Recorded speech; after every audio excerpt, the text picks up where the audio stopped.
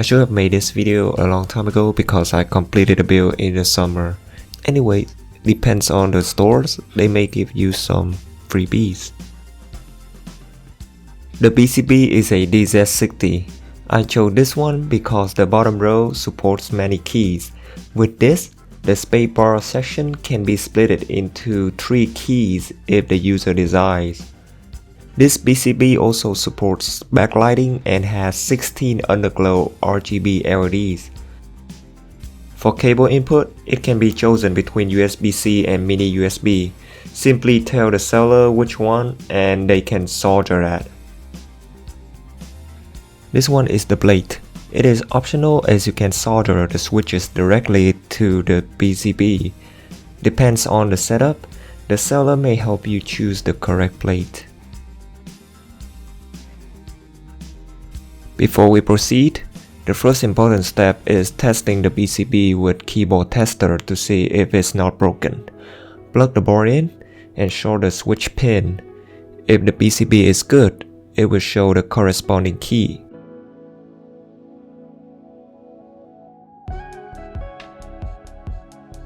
And the pressed key will be marked green. For soldering iron, I chose the Weller WLC100 because it has reasonable price. Temperature can reach pretty high. However, the included tips are very big, so I suggest getting some smaller tips for this project. Also, make sure to buy soldering wick or a pump in case you need to undo the work. And of course, watch a few soldering tutorials before starting. I highly recommend Thai Keyboard YouTube channel. He covers different kinds of mechanical keyboards and his videos are very high quality.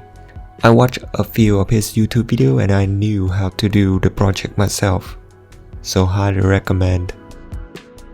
Besides watching tutorials, I also have this 60% board which I stupidly destroyed to practice desoldering. It has Cherry Max Black switches and some blue LEDs which I can desolder to salvage for my new build. Next is installing the stabilizers. If you're unfamiliar, these are used for stabilizing long switches such as spacebar, shift or enter keys.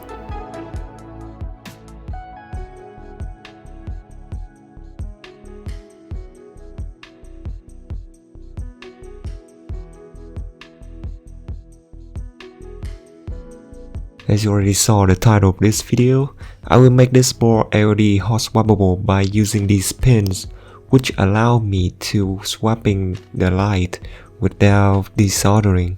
You can use a switch opener to open the switch. This is also needed if you need to loop the switch for better typing experience. Use 2 pins for one switch. When the housing is closed, the switch should look like this.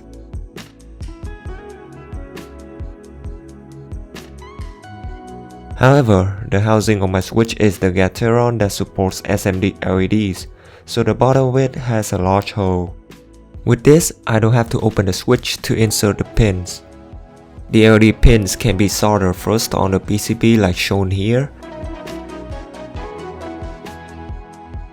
Then the SMD switches can be installed later. As mentioned before, I had a broken board to practice desoldering, and desoldering the LED pins are very frustrating because the pins are very small to get all the solder out with the wick or the sucker. So this will be very useful in the future in case some lights are broken or I just want to change the colors. Next will be the switches. I put some switches onto the plate, especially those installed at the 4 corners, and solder them first so that those switches can hold the PCB and the plate together. Switch soldering was a very easy process. The board is mixed between Gateron clear, which I will use for gaming, some Gateron red and yellow, and half of them are Cherry Max Black from my broken board. For Underglow RGB, I got this milky case from YMDK. The price is pretty reasonable, only $37, and all the mounting holes have nuts, so it won't be cracked if over tightened.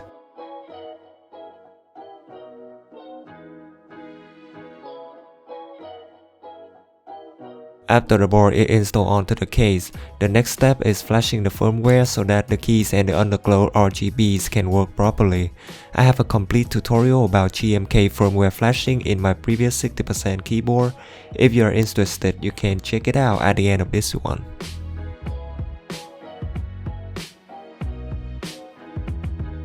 The last step is installing the backlight LEDs. These are the blue lights that I got from the broken board. The rest are the Frenchless LEDs that I bought at maxkeyboard.com. Before it can be plugged in, the LED pins will be snipped off. But before cutting the pin, remember the long pin is positive and the short one is negative.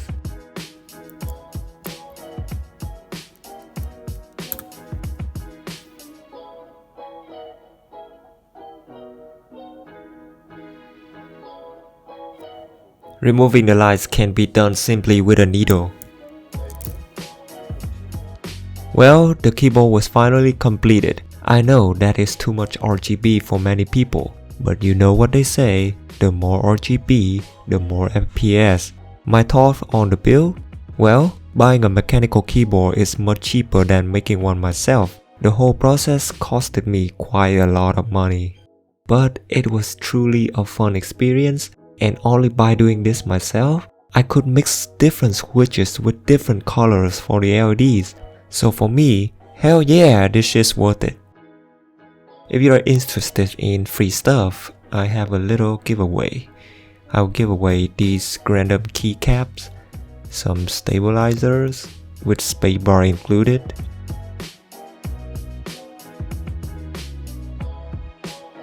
a 60% milk case that can support Underglow RGB, and 100 Gateron red switches.